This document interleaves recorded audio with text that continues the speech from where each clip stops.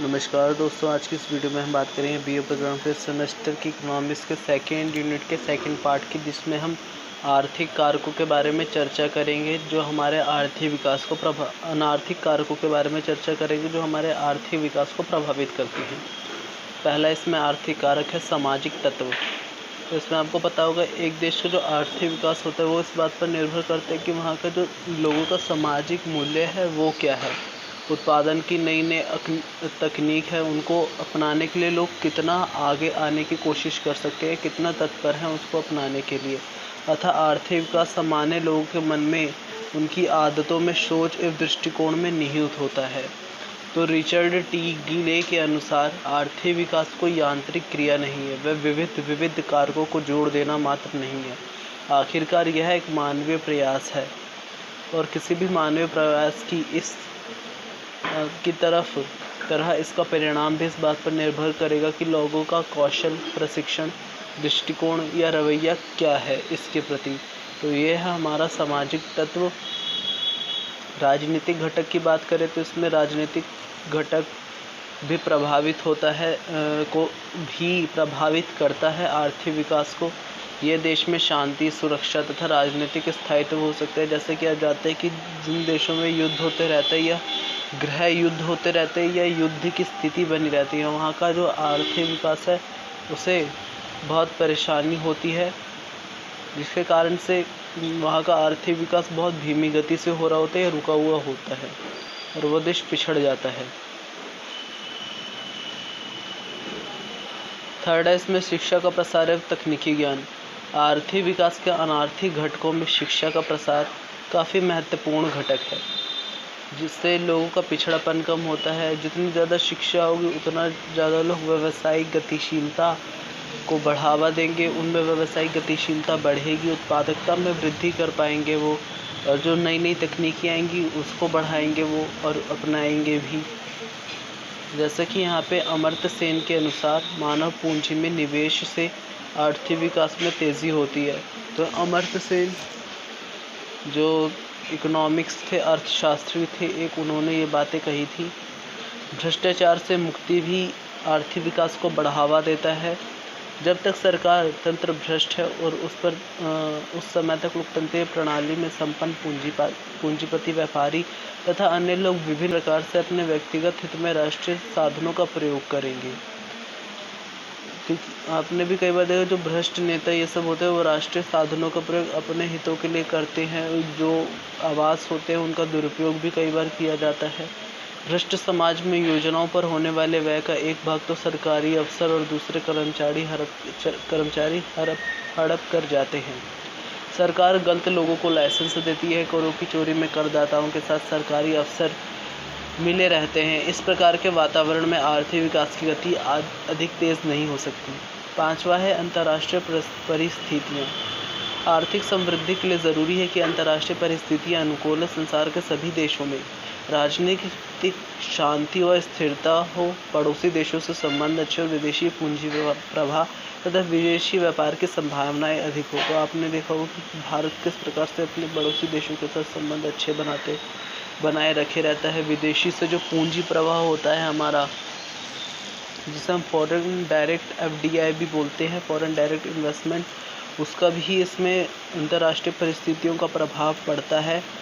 और विदेशी व्यापार में भी अंतर्राष्ट्रीय प्रभाव पड़ता है, क्योंकि अगर हमारे दूसरे देशों से अच्छे संबंध नहीं होंगे तो हमारा उनसे व्यापार अच्छा नहीं हो पाएगा, जिसके कारण जो हमारे यहाँ विदेशी मुद्रा भंडार है वो ख़त्म होने लग जाएंगे और हम अन्य देशों से भी व्यापार नहीं कर पाएंगे। विकास की आकांक्षा। विकास प्रक्रिया को मशीनी प्रक्रिया नहीं समझा जाना चाहिए।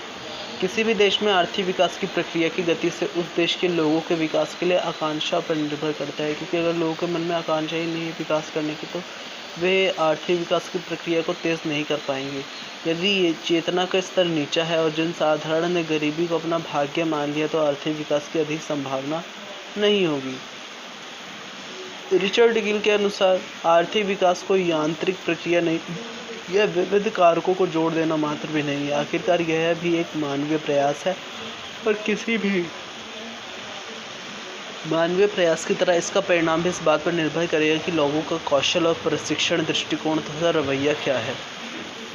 इस प्रकार से इसका निष्कर्ष जो हमें निकलता है, हमने आर्थिक और अनार्थिक कारकों दोनों को पढ़ने के बाद जो निष्कर्ष यहाँ पे दिया गया है कि आर्थिक विकास की दृष्टि से जहाँ विकसित देशों की भांति ही अल्प विकसित देशों में दृढ़ भौतिक आधार का निर्माण करना आवश्यक है, वहाँ विकास की राजनीतिक, सामाजिक तथा मनोवैज्ञानिक निर्धारकों पर भी ध्यान देना चाहिए। मानवीय तत्वों की उपेक्षा कर विकास के किसी भी कार्यक्रम को सफल नहीं बनाया जा सकता। अब हम बात करते हैं इसमें पूंजी निर्माण की। तो पूंजी निर्माण की एक छोटी सी सिंपल सी परिभाषा ये होती है कि जो भी हम किसी बिजनेस में पूंजी लगाते हैं, किसी भी व्यवसाय में जो हमारा धन लगाया जाता है उसको पूंजी कहा जाता है। वह प्रक्रिया जिसमें बचत व निवेश के द्वारा पूंजी स्टॉक में वृद्धि होती है। जैसे जो मैंने अभी व्यवसाय में पैसे लगाने की बात कही तो वह निवेश कहलाएगा, या आप बचत भी कर सकते हैं तो वो भी हमारा पूंजी निर्माण ही कहलाएगा, पूंजी निर्माण कहलाती है। आधुनिक आर्थिक विकास का मूल आधार पूंजी ही है। भारतीय योजना आयोग के अनुसार किसी भी देश का आर्थिक विकास पूंजी की उपलब्धता पर अब योजना आयोग को नीति आयोग बना दिया गया है, national institution for transformation India. तो यहाँ पे योजना आयोग ने जो बात कही है उसको देख लेते हैं। उपलब्ध कि किसी भी देश का आर्थिक विकास पूंजी की उपलब्धता पर ही निर्भर करता है। आय एवं रोजगार के अवसरों की वृद्धि तथा उत्पादन की कुंजी पूंजी के अधिकाधिक निर्माण में निहित है। यदि किसी देश में पूंजी निर्माण नहीं होता है तो वह देश अपना आर्थिक विकास नहीं कर पाएगा। जैसे कि अगर हमें पूंजी नहीं है हमारे पास, तो इससे जो हमारी उपलब्धता है वो दूसरे देशों पर बढ़ जाएगी। इससे आय व रोज़गार के जो अवसर है उसमें जो वृद्धि है वो नहीं हो पाएगी। लेकिन अगर हमारे पास पूंजी है तो हम आय एवं रोज़गार के अवसरों का सृजन कर सकते हैं, उत्पादकता में वृद्धि कर सकते हैं, नए नए उद्योगों को स्थापित कर सकते हैं, इत्यादि कार्य इनसे हो सकते हैं, जिससे हम आर्थिक विकास के लक्ष्य को प्राप्त कर सकते हैं।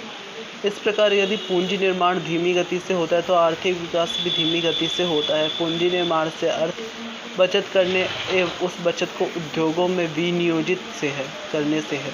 विनियोजित मतलब निवेश करने से है। पूंजी निर्माण की 3 आवश्यक दशाएं होती हैं। यथा बचत के गतिशील हेतु वित्तीय संस्था विनियोग पूंजी उल्लेखनीय है। विनियोग ऐसा है वह जो उत्पादन क्षमता में वृद्धि लाता है। इसमें जो विनियोग की बात की गई यह भी निवेश में ही आता है। विनियोग ऐसा है जो उत्पादन क्षमता में वृद्धि लाता है। पूंजी विनियोग इसमें बात आएगी।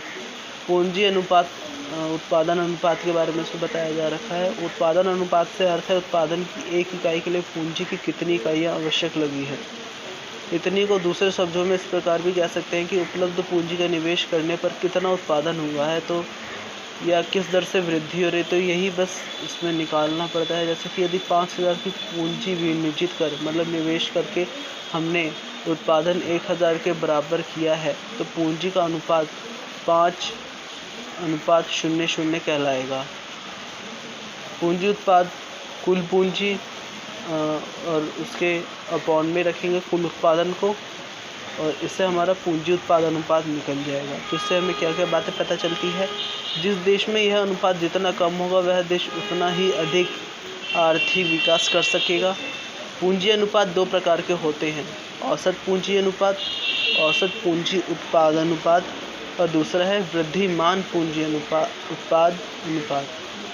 तो इसमें प्रथम पूंजी की कुल मात्रा व कुल उत्पाद के बीच अनुपात को प्रदर्शित करता है, जबकि जो वृद्धिमान पूंजी उत्पाद अनुपात है वह पूंजी तथा उत्पाद की मात्रा में वृद्धि के बीच उपस्थित अनुपात को प्रदर्शित करता है।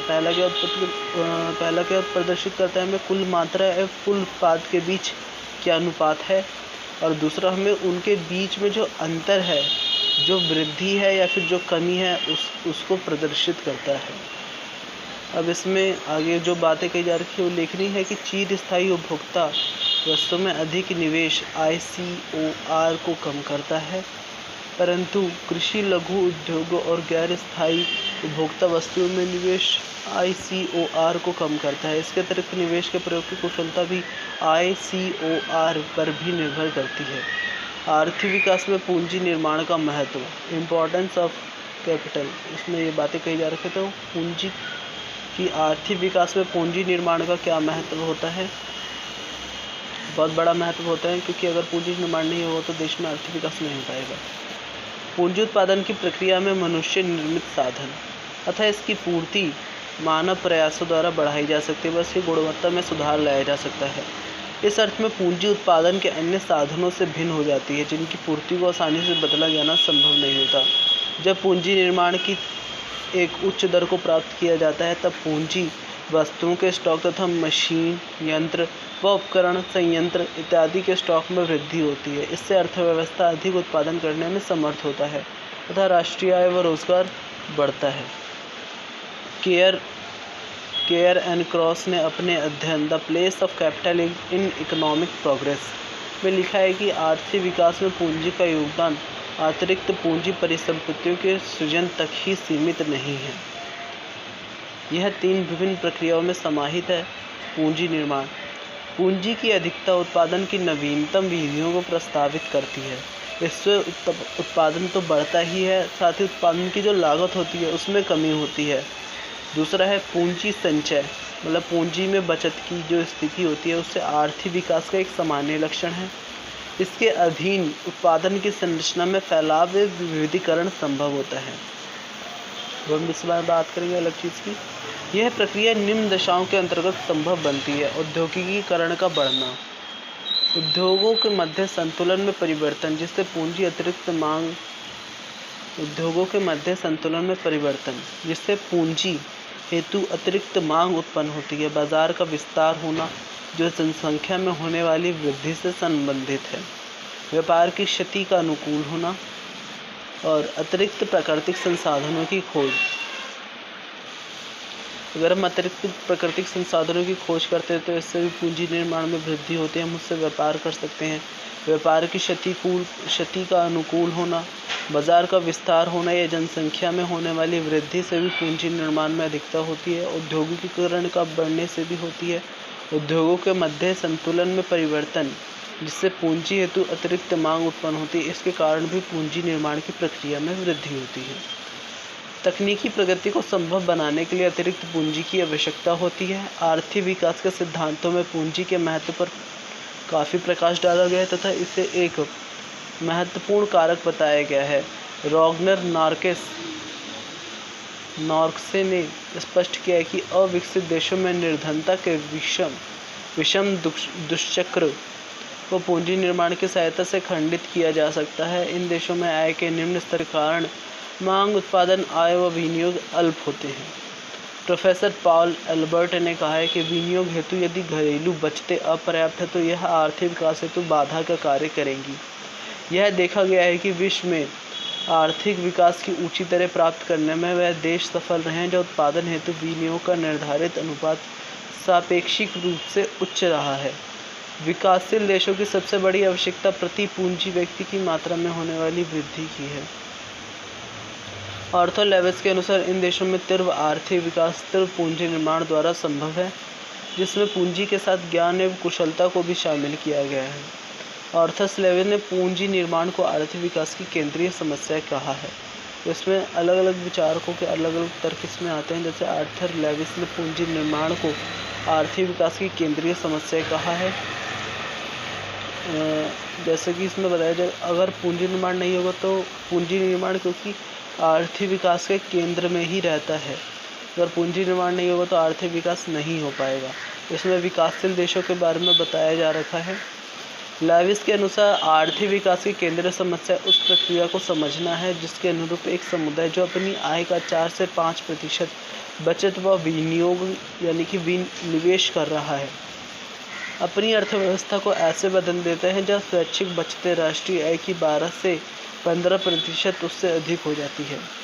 इसे केंद्रीय समस्या इस कारण कहा गया है क्योंकि आर्थिक विकास का मुख्य पक्ष तीव्र पूंजी संचय है, जिससे पूंजी के साथ ज्ञान एवं कुशलता को भी शामिल किया गया है। जिसमें प्रोफेसर DS नॉग ने आर्थिक विकास और पूंजी निर्माण की दर के साथ घनिष्ठ संबंध व्यक्त करते हुए इसे निर्धन देशों के विकास की कुंजी बताया है। और ऐसे ही एक और अर्थशास्त्री प्रोफेसर रोस्टोव का मत था कि यदि राष्ट्रीय आय के 10% से अधिक मात्रा में पूंजी संचय किया जाए तो यह विकास को स्वयं स्फूर्ति की अवस्था में पहुंचाने की पूर्व दशा उत्पन्न करता है। ऑस्कर लांगे के अनुसार यदि अर्ध विकसित देशों में पूर्ण रोजगार स्तर प्राप्त करना हो तब पूंजी वस्तुओं की मात्रा में वृद्धि आवश्यक है। उपयुक्त विवेचना के उपरांत आर्थिक विकास में पूंजी निर्माण के महत्व को निम्नांकित बिंदुओं के द्वारा स्पष्ट किया जा सकता है। पूंजी निर्माण एवं उत्पादकता की वृद्धि। पूंजी निर्माण एवं उत्पादकता वृद्धि जितना भी इसमें अभी बताया जा रखा था, ऊपर वाले में भी यहाँ पे पैराग्राफ इत्यादि थे, उनमें जो जो बातें कही गई उन्हीं को अब यहाँ पे पॉइंट्स में बताया गया था। सब पूंजी एवं उत्पादकता में वृद्धि से संबंध को यहाँ पे बताया गया है कि पूंजी निर्माण के द्वारा उत्पादकता क्षमता बढ़ती है। यह वृद्धि वर्तमान आय के उस अनुपात पर निर्भर करती है जिसे बचत व विनियोग के रूप में बदला जा रहा है। एक देश में जितना अधिक पूंजी संचय होगा उसकी विनियोग क्षमता उतनी ही अधिक होगी। पूंजी संचय द्वारा उत्पादन की जटिल विधियों का प्रयोग संभव होता है। उत्पादन में विशिष्टीकरण बड़े पैमाने का उत्पादन संभव बनता है। पूंजी का गहन उपयोग और पूंजी का विस्तार संभव होता है। चौथा, पूंजी निर्माण से आर्थिक व सामाजिक उपरिमद पूंजी की प्राप्ति होती है जिससे बाजार की अपूर्णताएं दूर होती है। पूंजी निर्माण पूंजी की मात्रा में वृद्धि करके पूंजी की गहनता पूंजी के विस्तार को संभव बनाता है। दूसरा है इसमें पूंजी निर्माण एवं रोजगार के अवसर में वृद्धि। क्रम विकसित देशों में जहां जनसंख्या अधिक हो वहां प्रति व्यक्ति उत्पादन की वृद्धि पूंजी श्रम अनुपात की वृद्धि से संभव होती है। यदि यह देश पूंजी श्रम अनुपात को बढ़ाना चाहे तो मुख्य समस्या यह आती है कि जन वृद्धि के साथ साथ पूंजी श्रम अनुपात गिरता है। इससे सीमित करने के लिए काफ़ी अधिक मात्रा में शुद्ध विनियोग यानी निवेश करने पड़ेंगे। अतः पूंजी निर्माण द्वारा उत्पादन के साथ साथ रोजगार वृद्धि के प्रयास किए जाते हैं। पूंजी निर्माण एवं तकनीकी प्रगति। कम विकसित देशों में तकनीकी प्रगति की प्रस्तावना पूंजीगत संसाधनों में वृद्धि के द्वारा लाई जाती है। इन देशों में पूंजी का अभाव मुख्य समस्या है, अतः पूंजी गहन तकनीक को प्रारंभ करने में अपनाया जाना व्यावहारिक नहीं होता। पूंजी गहन तकनीक को प्रारंभ में नहीं अपनाना चाहिए बल्कि बाद में अपनाना चाहिए, ताकि इससे जो तकनीकी प्रगति है वो ज़्यादा तेज़ी से ना बढ़े, क्योंकि इससे रोज़गार की जो बेरोज़गारी का जो स्तर है उसमें वृद्धि हो जाएगी। लेकिन जब धीरे धीरे हम करेंगे विकास तो इससे लोगों को नए नए तकनीकों से अवगत होते जाएंगे और नए नए रोज़गार के अवसर उत्पन्न होते जाएंगे। मानवीय पूंजी का निर्माण। मानवीय पूंजी से तात्पर्य शिक्षा, स्वास्थ्य, सामाजिक सुरक्षा एवं समाज कल्याण की सेवाओं में किया गया निवेश है। प्रोफेसर साइमन कुर्जनेट्स के अनुसार मुख्य पूंजी स्टॉक व्यक्तियों को प्रशिक्षण, चरित्र एवं कार्यकुशलता है। इसमें किए गए विनियोग से श्रम की कार्यकुशलता में वृद्धि होती है। वास्तव में आर्थिक विकास की प्रक्रिया को गतिशील करने में गुणात्मक घटकों का बहुमूल्य योगदान होता है। आर्थिक कल्याण में वृद्धि। पूंजी निर्माण के द्वारा देश की प्राकृतिक व मानव संसाधनों का अधिक दोहन संभव होता है। इससे उत्पादकता बढ़ती है। जनता वस्तु व सेवाओं की बढ़ती हुई मात्रा व विविध किस्मों का उपभोग कर सकती है। उनकी विविध आवश्यकताएं संतुष्ट होती है। उपभोग क्षमता में होने वाली वृद्धि से व्यक्तियों का जीवन स्तर बढ़ता है तथा आर्थिक कल्याण संभव होता है। लेकिन इसके दीर्घकालिक प्रभाव बहुत भयानक होने वाले हैं, क्योंकि जितना हम उपभोग करते जाएंगे उतना ही जो प्राकृतिक आपदाएं जो आती है उनमें वृद्धि होने वाली है धीरे धीरे। मुद्रा प्रसारित दबावों को सीमित करना। पूंजी निर्माण द्वारा उत्पादन में वृद्धि संभव होती है जिससे आय बढ़ती है। आय की वृद्धि वस्तुओं की मांग बढ़ाती है। अल्पकाल में पूर्ति के अनुकूल मांग बढ़ाना संभव नहीं होता, लेकिन निवेश से समुचित प्रवाह द्वारा कुछ समय के बाद पूर्ति में वृद्धि होती है। अल्प विकसित देशों में ऐसी परियोजनाओं पर निवेश किया जाना चाहिए जो अल्प अवधि में उत्पादन करने में समर्थ हो तथा अधिक जनशक्ति को रोजगार प्रदान करे। लेकिन हमें दीर्घकालिक चीज़ों पर भी ध्यान देना होगा। अल्प अवधि में अगर हम उत्पादन करने में समर्थ है तो वो अल्प समय तक ही रहेगा, लेकिन उसके बाद लोगों में बेरोजगारी फिर से बन जाएगी। रोजगार प्रदान।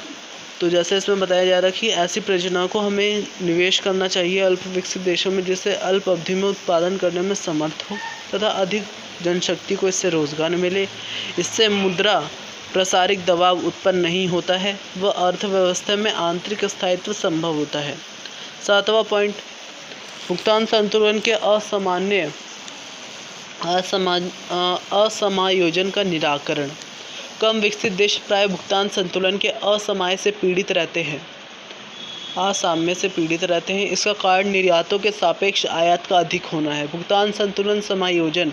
भुगतान संतुलन आप पढ़ा होगा कि आपने 12th की मैक्रो इकोनॉमिक्स की बुक है, आपने भुगतान संतुलन के बारे में पढ़ा होगा कि भुगतान संतुलन घाटा क्या होता है इत्यादि चीज़ों के बारे में। तो मैं उसके बारे में इसमें चर्चा नहीं करूँगा, क्योंकि वो बातें बहुत नॉर्मल सी बातें थी जिसके बारे में आप पहले भी जान चुके हैं।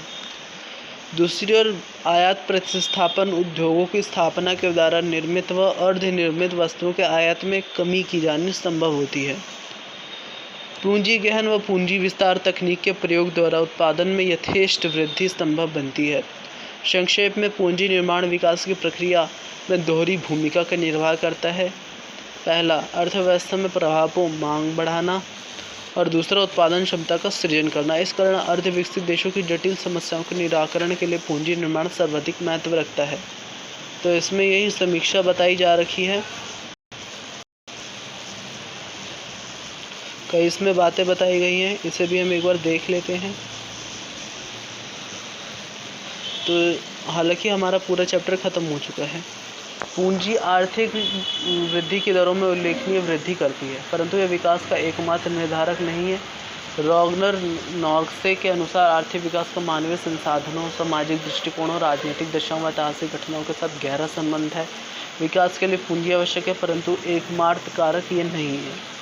दूसरा इसमें पॉइंट है, मोसेस अब्रामोविट्ज एवं रॉबर्ट सोलोव के द्वारा किए गए अध्ययन भी पूंजी के साथ घटकों के सापेक्षिक महत्व को सूचित करते हैं, जिसमें तकनीकी प्रगति के साथ साथ शिक्षा या मानवीय पूंजी में किया गया विनियोग, प्रबंधकीय क्षमता, पैमानों की मितव्यता जैसे घटक मुख्य हैं। विकासशील देशों के संदर्भ में यह बात और अधिक सार्थक हो जाती है, क्योंकि वहाँ उत्पादन के साधनों की कमी, विद्यमान साधनों का समुचित उपयोग कर पाने की असमर्थता, बाजार की अपूर्णता, श्रम व उत्पादन की प्रति निराशावादी दृष्टिकोण जैसे घटक प्रभावी रहते हैं। ऐसे में मात्र पूंजी के द्वारा विकास की गति को बढ़ाया जाना संभव नहीं बनता।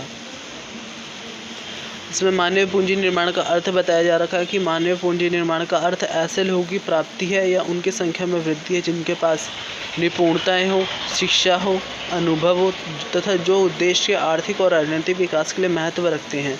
अतः एक रचनात्मक उत्पादक के साधन के रूप में यह व्यक्ति और उसके विकास पर निवेश से संबंधित है। तो हमें शिक्षा में विकास पर जोर देना, शिक्षा में निवेश पर, स्वास्थ्य सेवाओं में निवेश पर जोर देना चाहिए। जो लोगों को जो कौशल है उसको सिखाने पर जोर देना चाहिए, क्योंकि इससे ही मानवीय जो पूंजी निर्माण है उसमें वृद्धि होगी। ऐसे ही व्यक्ति देश का आर्थिक विकास करने में सहायक हो सकते हैं, जो शिक्षित हों, अनुभवी हों, जिनमें कौशल हो, जो राजनीतिक और आर्थिक चीज़ों की विकास की समझ रखते हों।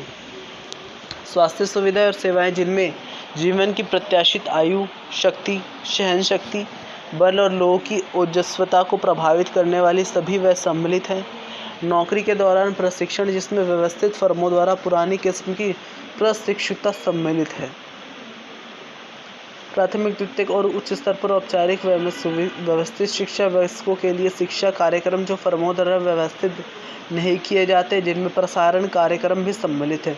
विशेषता कृषि में परिवर्तन, रोजगार अवसरों के समायोजन के लिए व्यक्ति और परिवारों द्वारा स्थानांतरण, इसमें मस्तिष्क शक्ति सम्मिलित है। उत्पादन की समस्याओं तथा आर्थिक संस्थाओं के सर्वोत्तम संगठन पर व्यवस्थित अनुसंधान लागू करने पर आधारित है। औद्योगिक रूप से उन्नत राष्ट्र का प्रमुख पूंजी भंडार इसका भौतिक साजो सामान नहीं है। यह प्रशिक्षित खोजों और अनुभवी विज्ञान के अन्वेषणों से अर्जित ज्ञान और उस ज्ञान के प्रभावशाली प्रयोग के लिए इसकी जनसंख्या की क्षमता और प्रशिक्षण है। ये साइमन कुज़नेट्स के विचार थे। मानवीय पूंजी निर्माण में शिक्षा तथा स्वास्थ्य सुधार तथा विशेषीकृत निपुणताओं में श्रमिकों के प्रशिक्षण पर निवेश सम्मिलित है। हरविसन का मत है कि मानवीय पूंजी निर्माण व्यक्ति तथा उसके रचनात्मक उत्पादक साधन के रूप में विकास से संबंधित है। मानवीय पूंजी निर्माण ऐसे व्यक्ति की प्राप्ति और की संख्या में वृद्धि की प्रक्रिया है जिसके पास निपुणता, शिक्षा और अनुभव है। सद्यो देश के आर्थिक विकास और राजनीतिक विकास के लिए महत्वपूर्ण है। मायर, तो इसमें सभी बातें वही आई जा रही हैं। अब हम औद्योगिक वृद्धि का बड़ा भाग अधिक पूंजी निवेश से प्राप्त नहीं करते, परंतु व्यक्तियों पर किए गए निवेश और सुधार हुए लोगों द्वारा लाए गए सुधारों से प्राप्त करते हैं। गैलपेरिथ, एडम स्मिथ ने देश के निश्चित पूंजी भंडार में वहाँ के सभी निवासियों द्वारा प्राप्त की गई लाभप्रद योग्यताओं को भी सम्मिलित किया। तकनीकी ज्ञान और कौशल समाज के अभौतिक साजो सामान का निर्माण करता है। इसके बिना भौतिक पूंजी का उत्पादन के लिए कोई उपयोग नहीं किया जा सकता। मार्शल शिक्षा को राष्ट्रीय निवेश मानते हैं। मार्शल जो विचारक हैं, अर्थशास्त्री, वे शिक्षा को राष्ट्रीय निवेश मानते हैं और मानवीय जीवों में किया गया निवेश समग्र पूंजी से मूल्यवान है। मानवीय पूंजी में निवेश का अभाव अल्प विकसित देशों के धीमे विकास के लिए उत्तरदायी है। अल्प विकसित देश मुख्यतः दो समस्याओं का सामना करते हैं।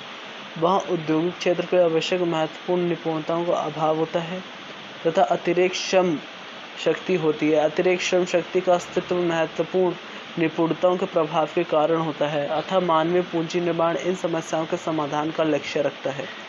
इसके लिए व्यक्तियों में आवश्यक निपुणताओं की रचना की जाती है, उनसे उत्पादन का साधन बनाया जाता है और लाभप्रद रोजगार उपलब्ध करवाया जाता है। अल्पविकसित देश न केवल आर्थिक रूप में पिछड़े हुए होते हैं, बल्कि उत्पादक अभिकर्ता के रूप में लोगों की गुणवत्ता भी निम्न होती है। अल्पविकसित देशों में प्रशिक्षित श्रम शक्ति की बहुलता और तकनीकी रूप में प्रशिक्षित तथा उच्च प्रशिक्षित प्राप्त कर्मचारियों का अभाव होता है, जबकि उन्नत देशों में मानवीय जीवों में निवेश विकास का मुख्य स्रोत है। अल्पविकसित देशों में मानवीय निवेश की नगण्य राशि लोगों की क्षमता बढ़ाने में असफल नहीं है, जिससे कि त्वरित विकास को चुनौती का सामना किया जा सके। मायर, ज्ञान का विकास और निपुणता निर्माण। स्किल फॉर्मेशन, ज्ञान का विकास और निपुणता निर्माण आर्थिक विकास के मौलिक निर्धारक है। प्रति व्यक्ति उत्पादन की वृद्धि में अधिक बड़ा कारक है। परिचित लाभप्रद ज्ञान के भंडार को बढ़ाना साइमन कुजनेट्स नव प्रवर्तन आर्थिक विकास का मुख्य कारण और यह अप्रयुक्त ज्ञान का उत्पादन प्रक्रिया में प्रयोग है। आर्थिक विकास के समीपस्थ कारण ज्ञान के संचयन और पूंजी के संचयन का पूरा लाभ उठाने के लिए प्रयत्न है। लुईस, अल्प विकसित देशों की स्थिति विकसित देशों से भिन्न है। यह देश वैज्ञानिक ज्ञान के क्षेत्र में बहुत पीछे होते हैं। वे ऐसे निर्धन होते हैं कि वे विकसित देशों से कुछ उधार नहीं ले सकते। अतः इन देशों को अपनी आवश्यकताओं के अनुसार तकनीकें आयात करने की और स्वयं अपने तकनीकें विकसित करने की आवश्यकता होती है। औद्योगिक देश में अनुसंधान निजी दायित्व द्वारा किया जाता है, परंतु अल्पविकसित देशों में यह सरकार का दायित्व होता है कि यह उनकी गतिविधि का मुख्य क्षेत्र होना चाहिए। इन देशों द्वारा प्रत्येक प्रकार के अनुसंधान पर राष्ट्रीय आय का 1/2 से 1% तक व्यय किया जाता है। मानवीय पूंजी निर्माण के यहाँ पे कुछ समस्याएं बताई जा रही हैं। विकास के आरंभिक सोपानों पर विकसित देशों का विकास मानवीय पूंजी में निवेश के स्थान पर भौतिक पूंजी के निवेश पर आधारित था, परंतु अल्प विकसित देशों में विभिन्न व्यावसायिक शिक्षित व्यक्तियों के रूप में मानवीय पूंजी की आवश्यकता है। जहाँ उद्यमी व्यापारिक अधिकारियों, प्रशिक्षकों, वैज्ञानिकों और अभियंताओं तथा डॉक्टरों की बहुत आवश्यकता होती है, परंतु पूर्ति को बढ़ाना कठिन होता है क्योंकि उनका मौलिक कार्य देश के आर्थिक संगठन को आर्थिक उत्पादक दिशाओं में परिवर्तन करना है, न कि एक पद्धति संरचना को में अपने को स्थापित करना। मानवीय पूंजी के संचय दर को न केवल श्रम शक्ति के वृद्धि दर से अधिक होना चाहिए, बल्कि अर्थव्यवस्था की वृद्धि दर से भी अधिक होना चाहिए।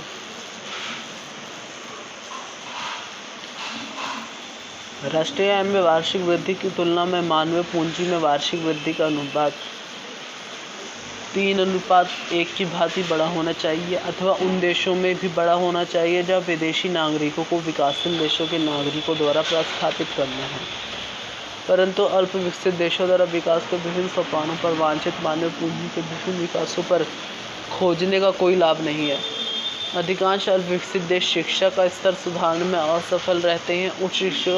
उच्च शिक्षा पर कोई प्रतिबंध नहीं लगाए जाते, फलतः हायर सेकेंडरी और कॉलेज स्तर पर बहुत असफलताएं होती हैं। शैक्षिक स्तर की गिरावट के कारण पूर्व स्नातक की दक्षता कम हो जाती है। तो इसमें हमने पूंजी निर्माण में समस्याएं के बारे में, शिक्षा के स्तर के बारे में जान रहे हैं। इसके बाद हम अल्प विकसित देशों में राजनीतिज्ञ और प्रशासक के जो कमियां होती है उसके बारे में जानेंगे। और इसमें श्रम शक्ति के बारे में हमने पढ़ा, उद्यमियों व्यापारियों के बारे में हमने इसमें पढ़ा। वयस्क शिक्षा तथा किसानों को आधुनिक कृषि तकनीकों के प्रयोग संबंधी प्रशिक्षण की कोई व्यवस्था नहीं है, परंतु इन शैक्षिक प्रशिक्षण कार्यक्रमों के लिए बहुत से अध्यापकों तथा उप अध्यायों की आवश्यकता होती है, जिनके अल्प विकसित देशों में कमी है। अल्प विकसित देशों में राजनीतिज्ञ, प्रशासक, अध्यापक वर्ग की नियुक्ति की तुलना में भवनों और साजो सामान पर बल देते हैं। वास्तव में अल्प विकसित देशों पर योग्य व्यक्ति की अपर्याप्त पूर्ति मुख्य बात है। तो ये हमारा ये चैप्टर यहीं ख़त्म होता है, सेकंड यूनिट। अब हम थर्ड यूनिट करेंगे आने वाली वीडियोस में। तो आपको अगर ये वीडियो पसंद आया तो इसे कमेंट करें इसमें और बताएं कि आपको और किस सब्जेक्ट की वीडियो चाहिए, और हमारे चैनल को सब्सक्राइब करें फिफ्थ सेमेस्टर से रिलेटेड वीडियोस के लिए। धन्यवाद।